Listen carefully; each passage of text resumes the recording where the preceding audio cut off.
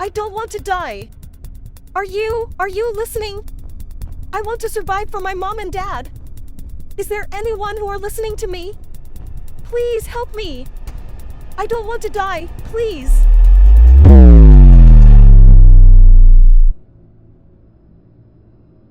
A chilling horror story based on true events from Reddit. You know that feeling when you come across an abandoned house? That eerie chill that runs down your spine as you gaze upon its decaying walls and boarded up windows? Most people get that uneasy vibe and keep on walking. But every now and then, someone gets curious. Wonders what tales that decrepit structure could tell if its walls could talk. Maybe they even dare to venture inside, seeking some excitement, some thrills. Well, let me tell you, that's a very foolish idea, because sometimes the things lurking within abandoned places are better off undisturbed.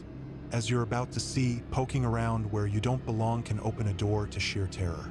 This nightmarish account comes from the depths of Reddit, where someone stumbled upon a particularly ominous abandoned house and instantly regretted it. So dim the lights, get ready to lock your doors, and whatever you do, don't make the same mistake they did. It was just your typical day of doing stupid crap that could get you killed. Matt, Chris, and Jessica had gone camping out in the middle of freaking nowhere. On the drive back home, they're cruising down this abandoned back road, music blasting, when Jessica spots something through the trees. Holy shit! You guys check it out! Looming ahead was a giant, decrepit old mansion straight out of a horror movie. Busted windows glared like dead eyes. Vines and brush had completely overgrown the place. It looked like the final boss lair where the game tries to scare you senseless. Any sane person would have hit the gas and gotten the hell out of there. But when you're a reckless teenager, everything is a dumb thrill to chase after. They couldn't resist, feeling like they'd stumbled into an urban legend come to life. We have to go check it out. Chris shouted over the music, his adrenaline already pumping. Dude, yes! I'm getting killer footage for my channel. Jessica hollered back excitedly, already picturing the view counts. Matt just laughed, his inner pyromaniac fantasizing about burning the whole place down in a blaze of glory if things got too crazy. He cranked the steering wheel, peeling off the road towards the nightmarish villa.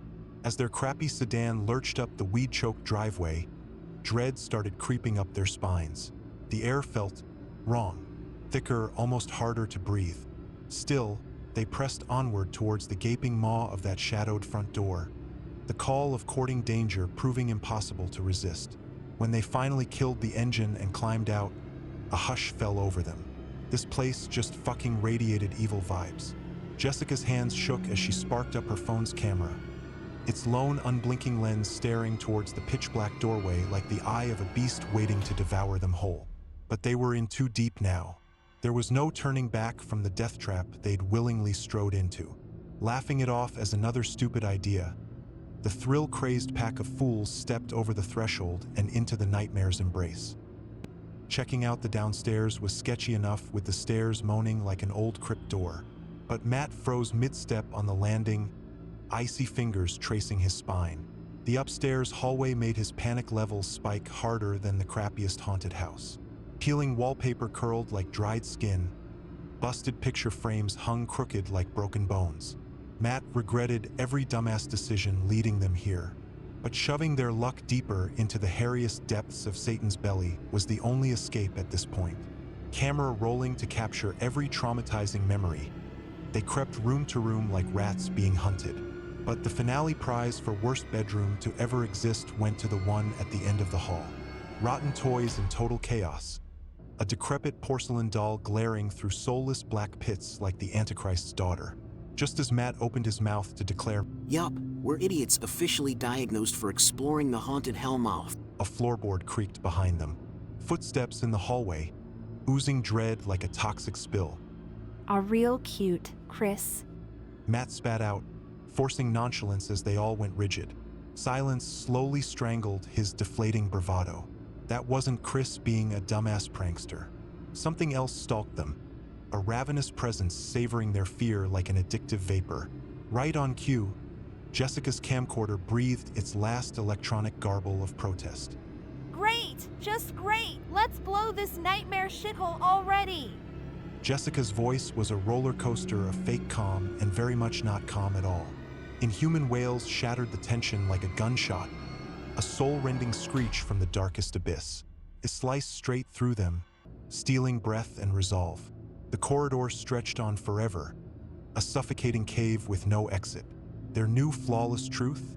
Not only were they not alone, the dead thing sharing this rotted coffin wasn't Chris being an idiot. They turned to bolt for the hallway, any path leading away from this house of insanity. That's when a thunderous crash made them nearly jump out of their skin. Whipping around, they watched in horror as a closet door exploded outward, blown open by forces invisibly violent. The old radio on the dresser crackled to life with malevolent static, a garbled whirlwind of warped voices and snapping feedback. Gibberish howls from the mouths of damned souls trapped between realms. Too paralyzed by stark terror to process it, they ran for the hall in blind panic. But just as they reached the corner, an unholy wail shattered the air, a guttural screech of pure anguish from something decidedly not human. It raised every hair on their body. Ice flooded their veins. Behind them, the closet door started rattling like a cell wall beaten by an inmate gone mad, begging for escape or death, whichever reprieve came first.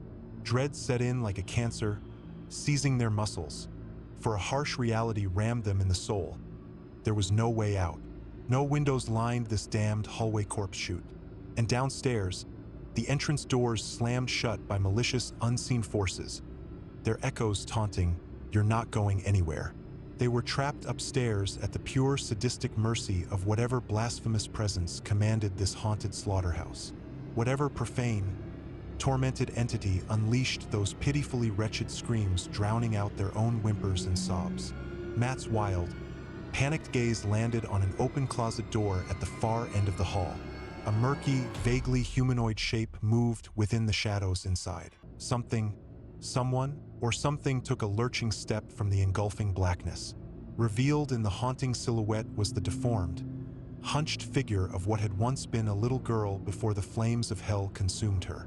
Tattered flesh hung from her emaciated frame in ribbons. Cavernous black pits bored into them where eyes should be. Gnarled hands like the twisted claws of an ancient dead tree branch creaked toward them.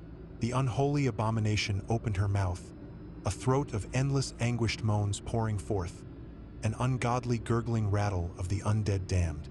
A scream of pure, unfiltered torment ripped through them all, hijacking their very core.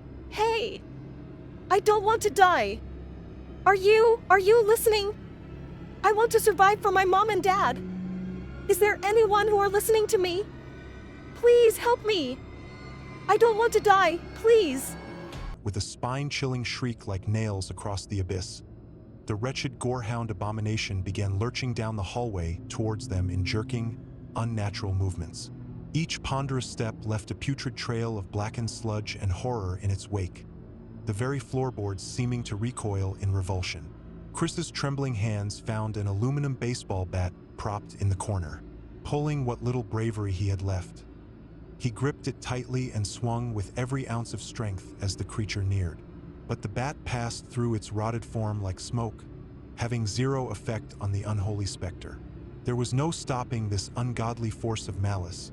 It had long transcended the fragile shackles of the living realm. Only an ancient, unspeakable evil from the darkest cosmic womb could have beaten life into this pestilence to torment the waking world with its haunted presence. The withered, empty husk pressed onwards, wretched wheezing gasps rattling up from the bottomless pits where its lungs should be, hate and anguish fueling its relentless advance. They backpedaled frantically, sheer primal panic seizing them as this gnarled nightmare entity closed in for the kill. They tumbled into the nearest room, barricading the door with their fragile bodies as Chris and Matt wrenched a battered dresser in front of it just in time.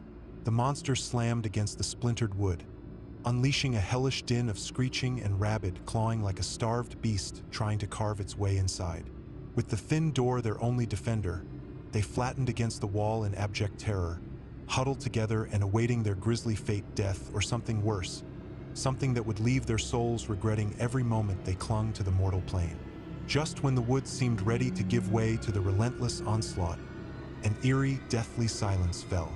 A hush lay over the doomed house, as if the grave itself had opened to swallow them into its icy void. Hearts pounding, they finally dared peek out the room's solitary window down onto the driveway below. A lonesome path untouched by the horror that had seeped into this forsaken place, tormenting any foolish enough to disturb its lurking presence. With no other option left, they took one last breath and ran straight through the glass.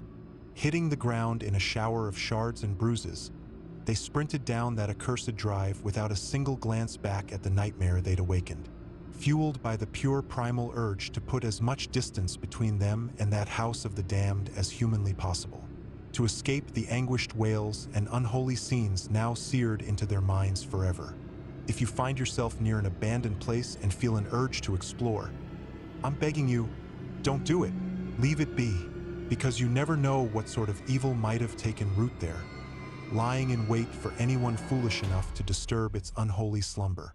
And if you ever hear the tormented cries of the damned, feel an icy chill on the back of your neck, or spot the silhouette of something not of this world out of the corner of your eye, run. Run and don't look back. You've been warned. That house awakened something that should have stayed buried.